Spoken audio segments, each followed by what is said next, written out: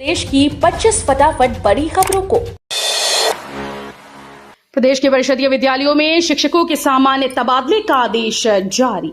UP के परिषदीय school में शिक्षकों के सामान्य तबादलों का आदेश जारी कर दिया गया है, जिससे अब जिले के अंदर और एक से दूसरे जिले में शिक्षकों के तबादले का मौका मिलेगा। आदेश के तहत ज्यादा शिक्षक वाले विद्यालयों से कम शिक्षक वाले विद्यालय में तबादला किया जाएगा। यह 8 साल बाद होगा, जब जिलों के अंदर 8 साल बाद सामान्य तबादले होंगी। योगी सरकार गांव में तैनात कर्मचारियों को देगी बड़ी राहत, बनेगी सेवा नियमावली। यूपी के योगी आदित्यनाथ की सरकार गांव में तैनात कर्मचारियों को बड़ी राहत देने जा रही है। इन कर्मचारियों के लिए सेवा नियमावली बनाई जाएगी। पंचायती राज विभाग 16 वर्ष के बाद ग्रामीण सफाई कर्मियों की सेवा नियमावली बनाएगा। ग्रामीण क्षेत्रों में सफाई के लिए तैनात 1 लाख सफाई कर्मियों को इससे बड़ी राहत मिलेगी।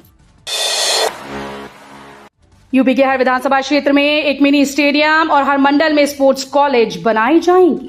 मुख्यमंत्री योगी आदित्यनाथ ने प्रदेश के हर विधानसभा क्षेत्र में एक मिनी स्टेडियम और मंडल स्तर पर एक स्पोर्ट्स कॉलेज बनाने के निर्देश दिए। मुख्यमंत्री योगी आदित्यनाथ ने रात खेल युवा कल्याण एवं प्रांतीय रक्षक दल विभाग की समीक्षा बैठक के दौरान कहा कि खेल से संबंधित निर्माण कार्यों को गुणवत्ता के साथ समयबद्ध तरीके से पूरा किया जाए। इन कार्यों की अलग अलग स्तर पर मंत्री से लेकर अधिकारियों तक समय समय पर समीक्षा की जाए, ताकि सारे विकास कार्य समय से पूर्ण हो सके।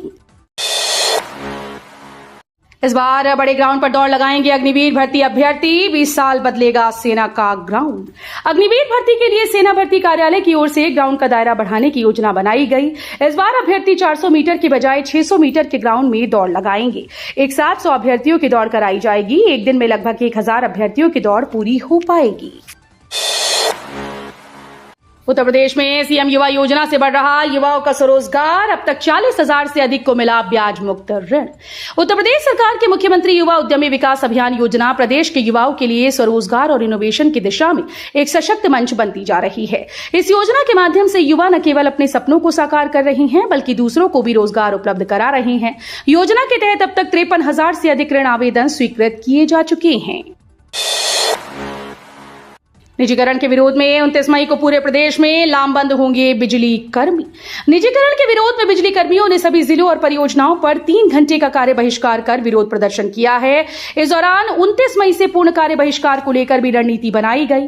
प्रदर्शन के दौरान बिजली कर्मियों ने यह आरोप लगाया कि पावर कॉर्पोरेशन प्रबंधन निजीकरण की जिद पर अड़ा हुआ है, हटवादी रवैया अपनाकर आंदोलन को बढ़ावा दे रहा है। आगरा की नई टाउनशिप पटलपुरम की लॉन्चिंग की तैयारी। यूपी रेरा में पंजीकरण। ताजनगरी में ग्वालियर रोड पर ककुआ भांडई में बन रही नई टाउनशिप पटलपुरम अगस्त माह में लॉन्च की जाएगी, जिससे हजारों लोगों के घर का सपना पूरा होगा। आगरा विकास प्राधिकरण एडीए ने नई टाउनशिप पटलपुरम का यूपी रेरा में पंजीकरण करा लिया। अब ये पूरी पंजीकरण की प्रक्रिया 40 दिन में पूरी होगी, जिसके बाद सीएम योगी 15 अगस्त को टाउनशिप के पहले चरण की लॉन्चिंग करेंगी।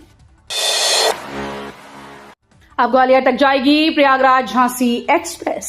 प्रयागराज झांसी एक्सप्रेस का संचालन अब ग्वालियर रेलवे स्टेशन तक होगा। 26 मई से ये ट्रेन प्रयागराज से ग्वालियर और 27 मई से इसका संचालन ग्वालियर से प्रयागराज के बीच शुरू हो जाएगा।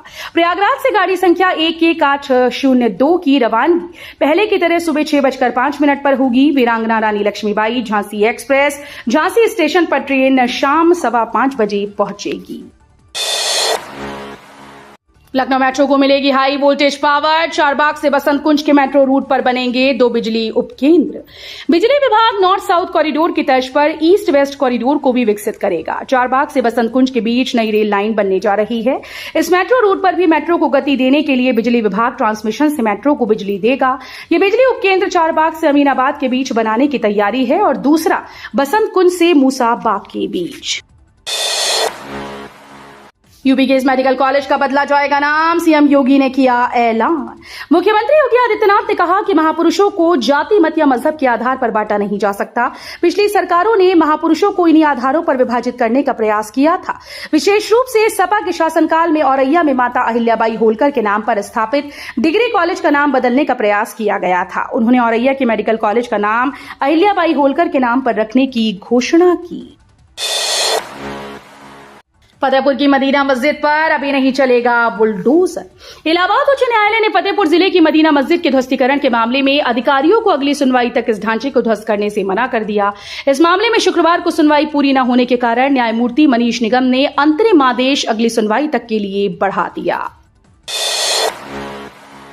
यूपीएससी की प्रारंभिक परीक्षा 25 मई को 16 केंद्रों पर नहीं कटेगी बिजली, पुलिस बल रहेगा तैनात। लोक सेवा आयोग की प्रारंभिक परीक्षा 25 मई को अलीगढ़ के 16 केंद्रों पर आयोजित होगी। परीक्षा 2 पालियों में प्रातः 9:30 बजे से 11:30 बजे व अपराह्न 2:30 बजे से 4:30 बजे तक होगी। 7,297 परीक्षार्थी परीक्षा देंगे। परीक्षा केंद्र पर सेक्टर मजिस्ट्रेट और स्टेटिक मजिस्ट्रेट के साथ पुलिस बल तैनात रहेगा।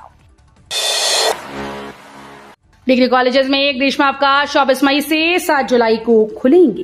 राजा महेंद्र प्रताप सिंह विश्वविद्यालय से संबद्ध एटा, हाथरस, कासगंज और अलीगढ़ जिले के महाविद्यालयों में 24 मई से ग्रीष्मावकाश रहेगा। 7 जुलाई को महाविद्यालय खुलेंगे।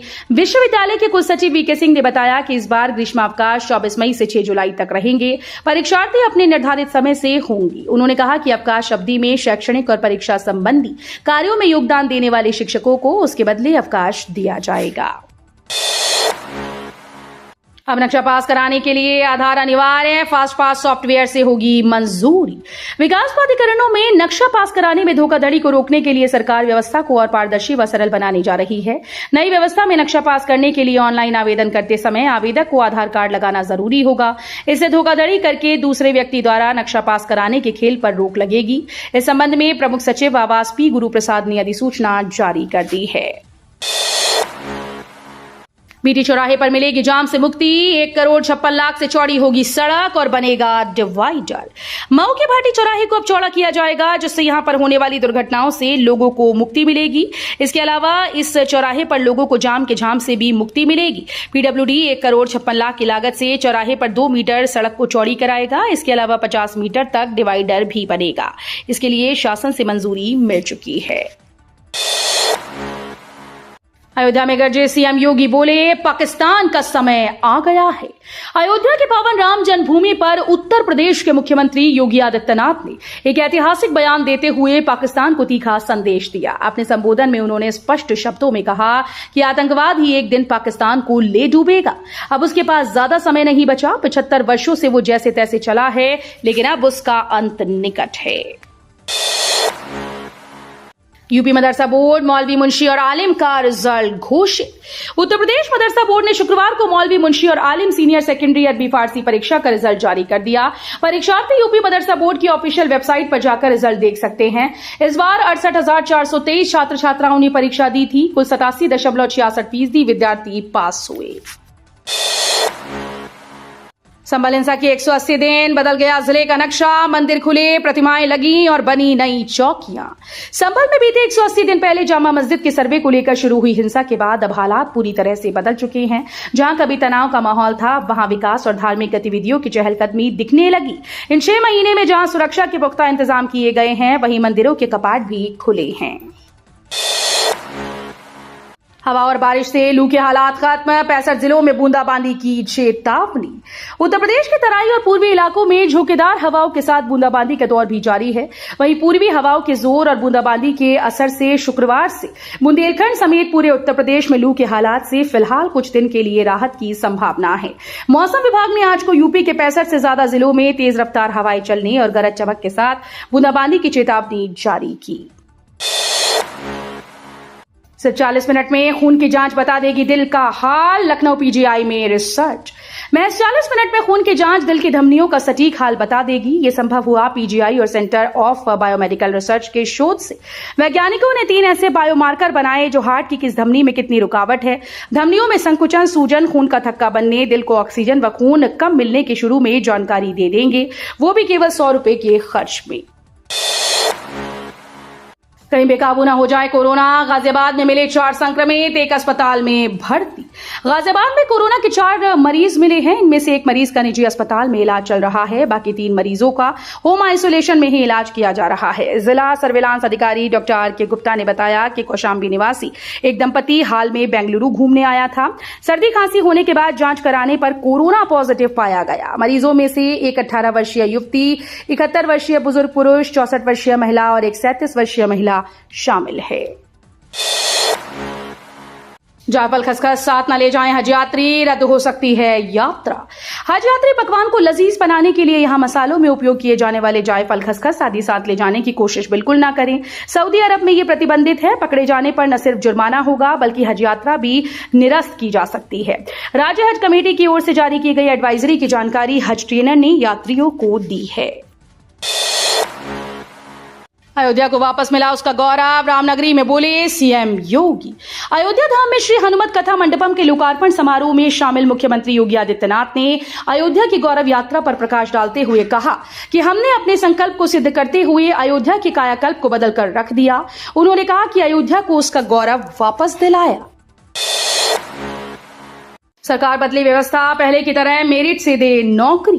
सासना के बरसे स्थित एबीजी पैरामेडिकल इंस्टीट्यूट में अध्ययनरत छात्राएं अपने भविष्य को संभालने के लिए दिन रात मेहनत कर रही हैं। जीएनएम और एएनएम करने के बाद वो नौकरी चाहती हैं कि जिस उद्देश्य से वो इस पेशे में आ रही हैं उन्हें अवसर मिले। कोरोना काल में कॉलेज में अध्ययनरत छात्राओं ने सरकारी और निजी अस्पतालों में निस्वार्थ भाव से मरीजों की देखभाल की। चाहे ग्रामीण इलाकों में स्वास्थ्य सुविधाएं पहुंचानी हो, शहरी अस्पतालों में गंभीर मरीजों का इलाज करना हो या आपातकालीन परिस्थितियों में त्वरित सेवा देनी हो। आरबीआई करेगा सरकारी खजाने पर नोटों की बारिश, सरकार को 2.69 लाख करोड़ देने का ऐलान। भारतीय रिजर्व बैंक वित्त वर्ष 2024-25 के लिए केंद्र सरकार को 2.69 लाख करोड़ का डिविडेंड देगा। यह अब तक का सबसे ज्यादा डिविडेंड है। केंद्रीय बैंक ने शुक्रवार 23 मई को रिकॉर्ड डिविडेंड देने की घोषणा कर दी है। इससे पहले केंद्रीय बैंक ने मार्च 2024 में 2.1 लाख करोड़ रुपए का डिविडेंड दिया था।